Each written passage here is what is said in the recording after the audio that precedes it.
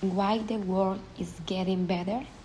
Many times, if we pay attention to the news, it will seem to us that the world is getting worse and worse. In reality, except for a few indicators, the world is getting better and better. And the crisis?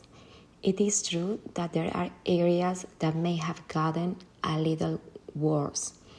But the truth is that if we look at the world as a whole, we will see that so many people have never known how to read and write.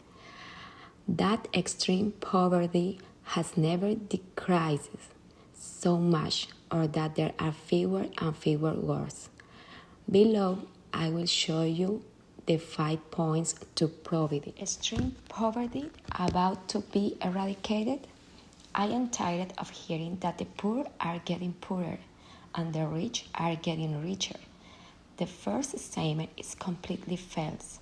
If we look at the truly poor, those who live on less than $1 or $2 a day, they are becoming a smaller percentage of the population. An increasingly educated and peaceful world. Are we complaining that the educational system is worse and that young people are less prepared?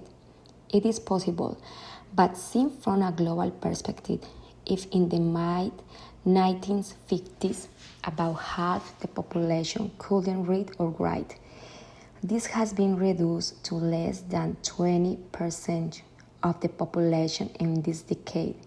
In addition, in most of the world, the proportion of children enrolled in school is growing, so that the illiteracy rate will foreseeable decrease. Infant mortality continues to decline.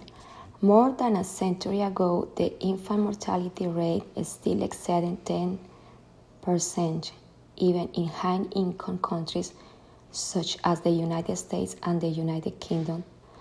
Thanks to the modern medicine and increased public health and safety, this figure has been reduced in rich countries. In addition, developing economies such as India and Brazil have much lower infant mortality rates than today's developed economies had a century ago, with a very similar level life of expectancy income. Continues to increase.